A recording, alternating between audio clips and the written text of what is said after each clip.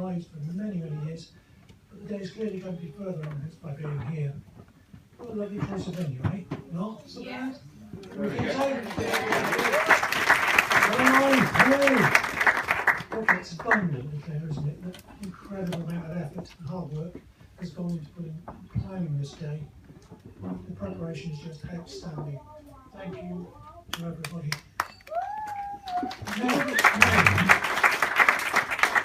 the father of the bride speech is, according to the website link, have you sent the website link? Katie sent down to me so I know what was required. I quote to you, a bit of a warm act and something that is endured rather than enjoyed. Nice way to start, eh folks? So when Katie and I were discussing what I might like to consider in the father of the bride slot in the wedding day itinerary, how come all weddings day seem to be laptop orientated in spreadsheets and websites? Okay, then. Anyway, she advised me I'd better not take too long, as there are certain customs in the country. One of them is that there are 3 best men. I'm not sure why there are 3 best men.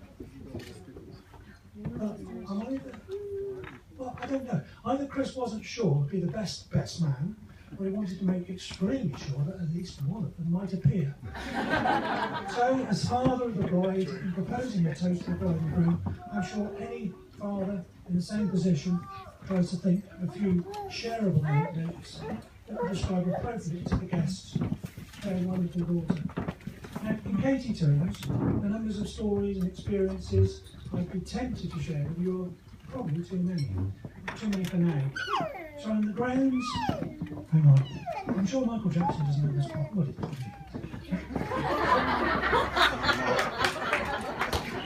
Perhaps he had the problem, who knows?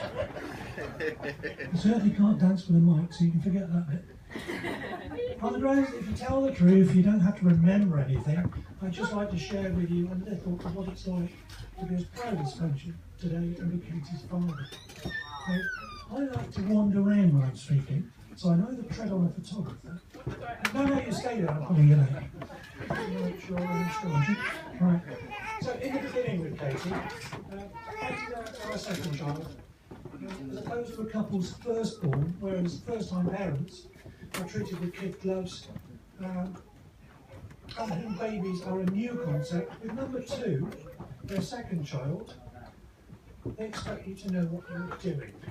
So when Katie popped into the world, no sooner had she joined us, and she, along with me, was whisked off to a little anteroom whilst they attended to Felicity, so as Dad could get on with it, Beth the newborn infant. Whilst naturally I was smitten. I'll take a deep breath at this point. Absolutely smitten with our new arrival. Should I perhaps have been more alert to the all-seeing, all-knowing, diminutive Irish midwife who handed Katie to me with the words, "There you are, Dad. Give her a bath and smarten her up. She's your problem now." Was it words spoken in jest or the prophecy of a very wise woman? Now, Katie's big sister, Victoria, didn't sleep properly at night until she was 10 months old, I suppose. Virtually the day Vicky walked was the day she slept. I think we'd known a true night's sleep until Vicky walked. However, getting Vicky to sleep was a breeze. Well, ish. You were able just to pop her into your arms, rock her a bit, and sing between 2 and 22 choruses of Sail Bonnie Boat. I'll spare you the chorus. And off to sleep she'd go. Pop her down, tuck her in, pop in Sebastian and a trusty Teddy under the covers, job's a good one. Whereas Vicky was happy to be rocked to sleep, Katie was happy to be rocked to sleep for ages and dozed contentedly in your arms to the point they were about to fall off, only to wake up again as you put her anywhere near her cot and bawl for England. We go from eyes tight shut and off with the fairies to eyes wide open and "Look, Daddy, it's me." In about a millisecond, even your granny, who could get an insomniac to sleep, had to go home with a well-earned rest after a day with you as a baby. And if memory serves me correctly, even your ever-wise grandma had to resort to a drop of her purely medicinal brandy on her fingertips as an aid to get you to drop off. Now, during the girls' formative years, they spent as many weekends as we could manage up in Rinkton where my parents lived. And home in those days was a bungalow with a quite sizable garden, containing all manner of adventure things, as Katie called them. So we had a rotating summer house, trees, tents, hammocks, garden shed, swimming pool, inflatable dinghies, waterbeds, and a huge rope swing known as the Digger's Tail. So Katie learned to swim, ride a bicycle, and very nearly roller skate in Rinkton. From dawn until dusk, our little dynamo was always up to something. Katie's first bicycle, as you might imagine, had stabilisers, and she was happy to whiz around the tarmac driveway areas, happy as a lark. However, her big sister, who by now had been coaxed onto two wheels, unstabilised, was able to cycle along her grandpa's beautifully manicured lawns, hopefully not crashing headlong to grandpa's specimen hedges all too often. Is that true, Toriichi? Yes, maybe so. Not for Katie then, the confines of the tarmac. We're going on the lawn. Big sister's there, why shouldn't I be? So Katie and bicycle, having charged flat out, pedals whirring, headlong down the tarmac slope from the garage and made it onto the few metres onto the lawn, only for her machine to bog down on its stabilisers and grind to a halt. Katie's looking at me now saying, gosh, this is true. A clearly very unimpressed and cross little Katie sat astride her bicycle, pedalling at full speed, supported on one stabiliser, rear wheel spinning furiously, digging up Grandpa's perfect lawn to the tune of, "Daddy, my bicycle's broken, it won't go." Eventually though, of course, Katie got more than competent at cycling stabiliserless. After my having run miles behind her holding the saddle, she was confident to ride without stabilisers as if it was the most natural thing that she'd ever done.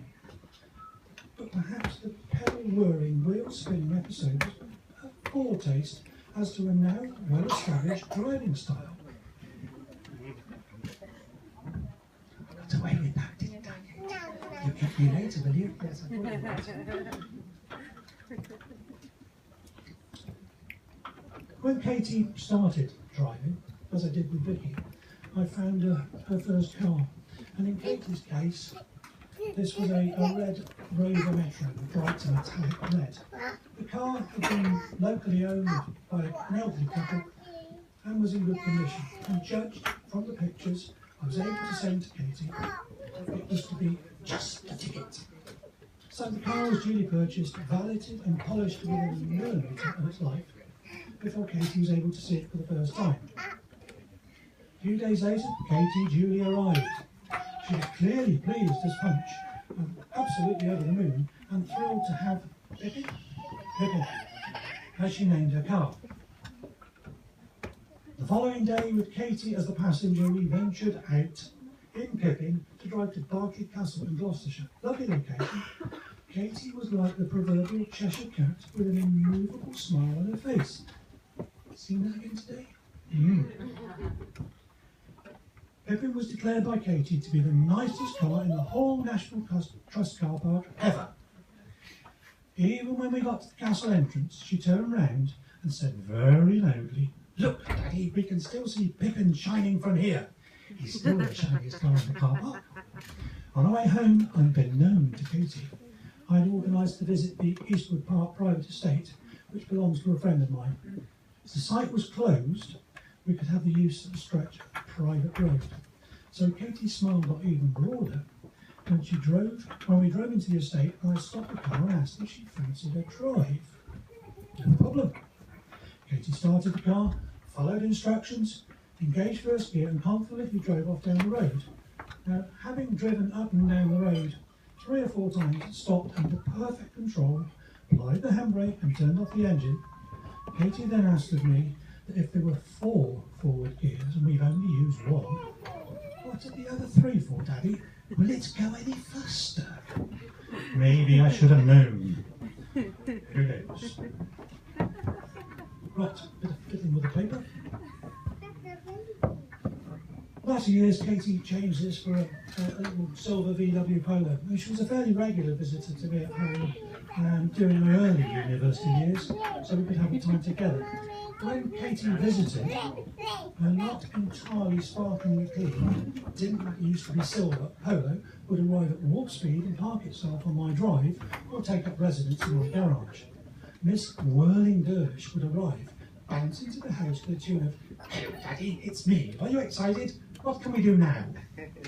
I must admit the phrase "take a breath" often came to mind.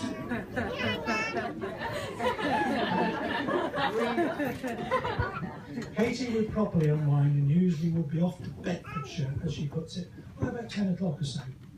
I'd then try and restore some semblance of order to the place and retire shortly after. The next morning, Katie's still way away in the land of Ziz, I'd be up with the lock, having borrowed Katie's car keys on the premise that I might need to move her car.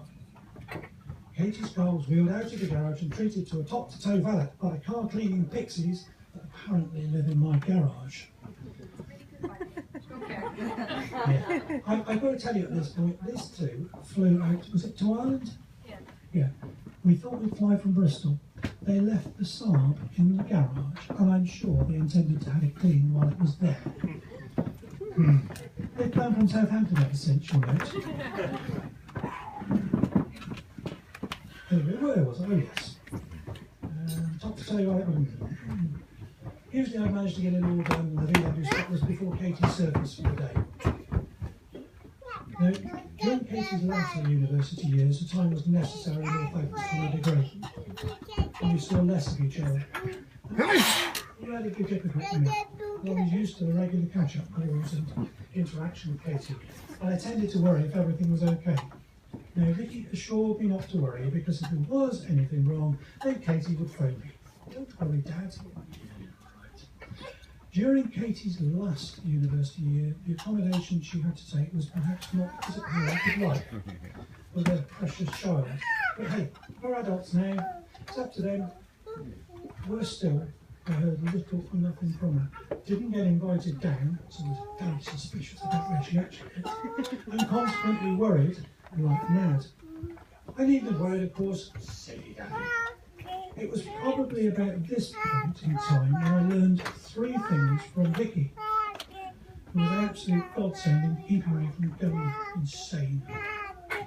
One was that Katie had met a chap called Chris.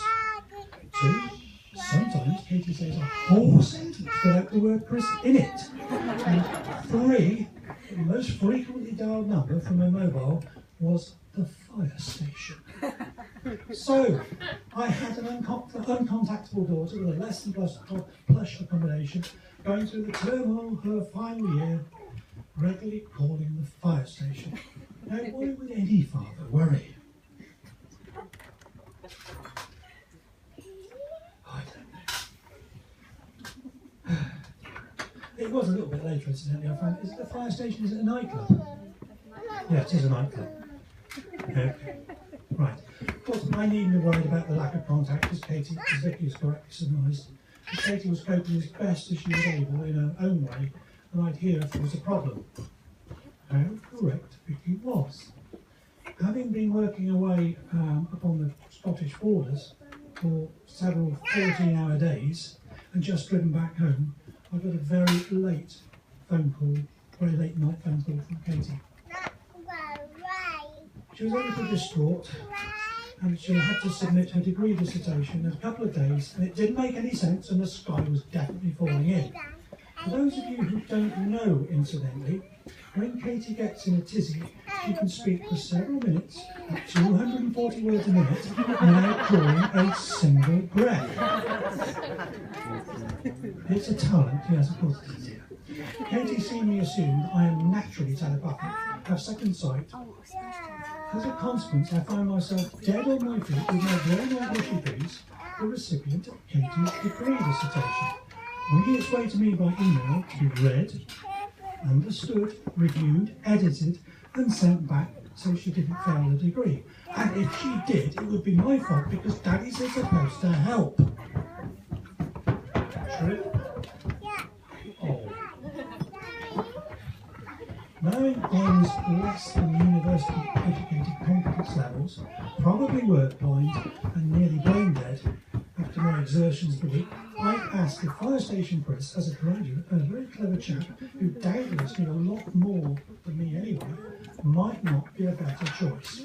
No, it's a daddy thing. I need my daddy to help me. I need you to do it. Now, things may have changed in the 21st century, but during the years of my formal education, any written submission, including I had to presume a degree dissertation, started with an introduction and ended with a conclusion, and the sections in the middle contained pertinent information, development, reasoning, arguments, preferences. Not this one. In Katie's dissertation, the introduction was followed by the references and part of the development text, interspersed with I'm not sure what, with a conclusion somewhere in the middle. I have to say at that point that clearly Katie had far more faith in my abilities than I did. Panic was not a word that began to describe my state of mind. So having stayed up all night worked on this dissertation, it went back to her by email just before 5 AM the next morning. And it must have been all right because I didn't hear anything other than a right. However, we now know that Katie was successful and achieved her degree. However, in recognition, shall I say, of my contribution, I am accepting an honorary degree. And if you ever, Katie, decide to take a master's or a PhD, I'm on holiday. You tend to think perhaps as your children grow into adulthood that they'll make their own way, and perhaps a bit disappointingly, you'll no longer be needed as they've learned and they've moved on. Now, Katie and Chris have been together a long time. As we know, they have their own house, their own lives, and lifestyle. However, from time to time, the telephone will ring, and it's a bright and breezy Katie on the other end wanting to know the solution to something obscure and instantly complex, and just like that. Now, I've tried to suggest on several occasions to Katie that we both know Chris is more than able to cope, has the proven skills, but I still get the response, no, it's a daddy thing. Mr. Chris is all right with the everyday stuff, but this is a daddy wisdom thing. I need to tell him. Clever child. In one way, it's lovely to be regarded as there to consult. In another, it's difficult as Katie is so talented. Chris is so talented and capable. I don't want to interfere. Ultimately, though, the actual concern to me is that Katie just assumes that Dad will have an instant answer, given half the information at the drop of a hat each and every time. Now, with respect to a suitable partner for their daughter, any of their parents will have opinions and concerns as to the appropriate person. Now, I can't remember when I first met Chris. It just seems like he's always been around, part of the family. It just sort of fits in. Both Chris and his family clearly think the world of Katie. So in terms of our families being united today, I guess it's a case of welcome to the family, Chris, and you're more than welcome to it. Now, I won't go into my concerns about Chris and just why he needs so many wristwatches and presently insists on driving a French car, which is clearly modelled on the Starship Enterprise. Chris, to my knowledge, when he has had to change his cars, and we won't say why, in the time he's known Katie, has ensured the test drives of his prospective purchases were, shall we say, thorough. He went to Belgium in the Saab as a test drive and Disneyland Paris in the second. Now, I'm not entirely sure that taking my daughter under whiteout conditions for a pre-Christmas shopping trip in the Saab to Belgium was the easiest way to endear yourself to expecting in-laws. Now, talking of in-laws, spot the link. And spot where I've lost that one. I feel I want to remind you that in you both having private number plates, are we okay? Now, talking of in-laws, I ought to remind you that they both have private number plates. And on your card, the text on their number plate is only slightly altered. You are likely to and probably will get fined. Or worse still, you have a brush with the law. Excuse me, my able assistants. Could you give those to Katie and Chris? Would you like me to sing you a little? No, right, I won't. Right. Thank you.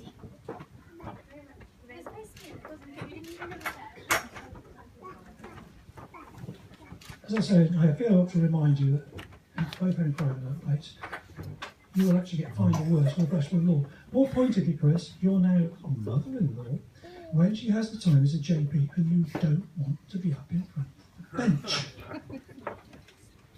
To that end, and whilst I wouldn't presume to offer you the solution to a perfect marriage on a plate, I can offer you the possible solution for not getting on the wrong side of the law by having the correctly configured car number plate. You can open it if you like. I will go on because there could be a while there's sellotape and it can be very complicated. For anybody, incidentally, who's not aware, Katie and Chris, who says we're not flexible? Anybody who's not aware, Katie and Chris have opposed text matching number plates for their cars, the technicalities of which I'm sure they can explain to you far better than me, which need to conform to UK standards. Now, the UK standards require that the plate must contain an approved typeface, a declaration as to the organisation from where the car was sourced. Where was the car sourced from? Mattingly Motors. Thank you. Wait for the next bit. The postcode of the supplying organisation, SO509AQ. which is? Our postcode. Thank you. And the telephone number of that same organisation, which is Eastleigh 130615. So there's my contribution to you both being both road legal and you, Chris, being on the right side of your mother-in-law. Now, I feel I ought to say a little bit about the Matting piece, because historically it was a little while before I met the wider Mattingly family. So as to be able to assess the people my daughter was potentially, eventually, and hopefully going to be married into. I clearly needn't have worried, because they're a smashing lot. Coming from a smallish family, as we do, meeting the Mattingly family could be a bit of a surprise. I seem to remember meeting some of them down on the beach in Bournemouth at Katie's party. I'm thinking, gosh, there's an awful lot of them compared to us. They seemed alright, they seemed fine, so far so good. It was only when Katie and Chris moved to Archers Road, which incidentally is the only suitable house in Hampshire with an outside loo, that I came to realise just how big the family were and how many uncles there were with useful skills, contacts or a van. Katie and Chris's house in Archers Road, it isn't a house, it's a home. It's got a lovely feel to it, which is partially generated by the things they bought, been given, been loaned, or have inherited, as they are presently being needed by one relative or another, so they are being the custodians of. The Mattinglys really are like a one-family recycling dynasty. Now I've lost track of all the bits of furniture that came from Bill, Dawn's Reef, Carrie's house, Amy's conservatory, or was sent on loan from Uncle Ken until he could make a new one. They even had a total recycled kitchen, complete with range cooker in their garage until recently. The Mattinglys clearly take recycling and reusing to a completely different level. Excuse me, I'm going to have a slurp at something.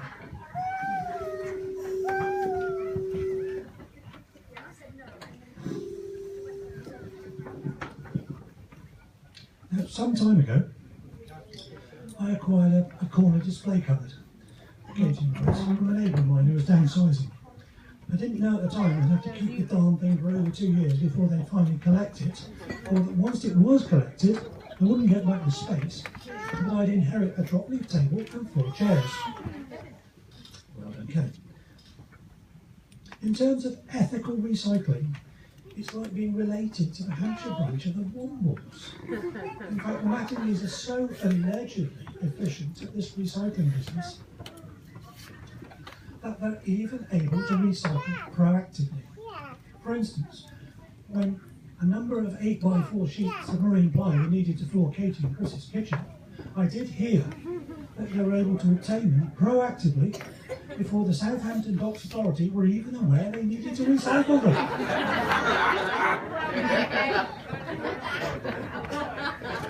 As a couple, Katie and Chris aren't handling any of the things they'll need to already in place to start the lives and move on. and they've got a great start to their happy lives together, obviously. Whilst you've clearly got all the support you will have needed from your families, I'm afraid I can't offer you the key to a successful marriage. Today you exchange vows, including one declaring you would be sharing all your worldly goods.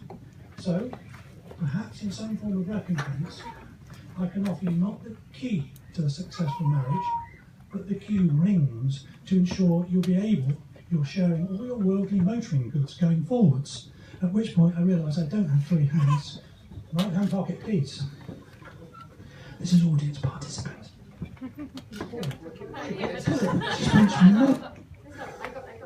Okay.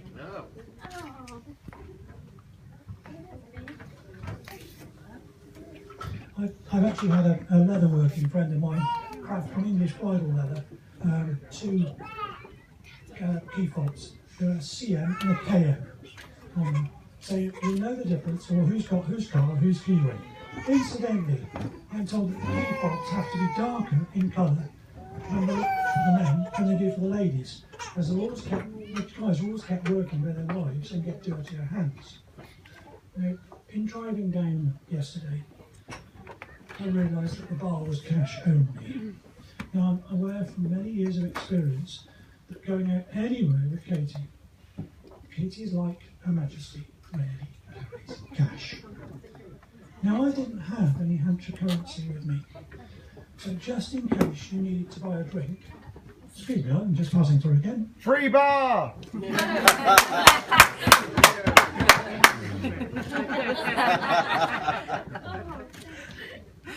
I brought you some currency too. Now, I've acquired you some New Hampshire pounds, apparently. They're a bit odd because there's a few ones there, and a 5 and a 10 and a 20. And they've got some strange American chap on, so I don't know much about Hampshire at all.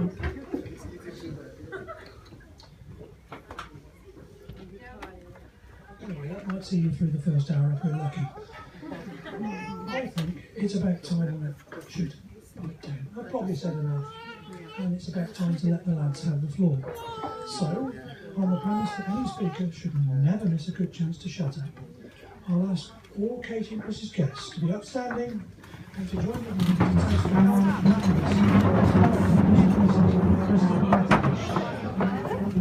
and Mrs. Mattingly, Katie and Chris. Mr. and Mrs. Mattingly, Katie and Chris.